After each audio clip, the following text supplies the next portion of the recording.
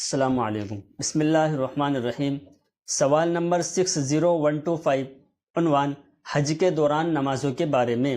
سوال: ہمارے شہر کانپور سے حج کی جو فلائٹ جاتی ہے وہ سیدھی مدینہ منورہ جاتی ہے، پھر وہاں سے مکہ لے جایا جاتا ہے۔ مکہ میں پہلے 41 یا 61 دن ملتے ہیں، پھر 5 دن ایام حج میں منی، عرفات، مزدلفہ لے جاتے ہیں، پھر واپس مکہ میں 7-8 دن ملتے ہیں۔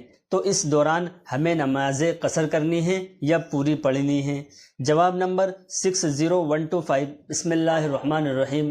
فتویٰ 938، منی جانے سے پہلے اگر 15 دن سے کم مکہ میں قیام کا موقع ملے تو یہ شخص مکہ میں مسافر رہے گا، پھر منی، مزدلفہ، عرفات میں بھی مسافر رہے گا، اور بعد حج مکہ میں مزید 5-6 روز جو قیام رہا اس میں بھی مسافر رہے گا۔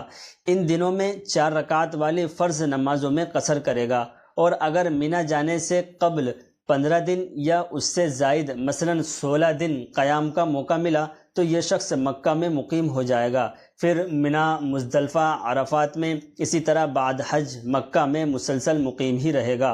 اسے نماز میں اتمام کرنا ہوگا۔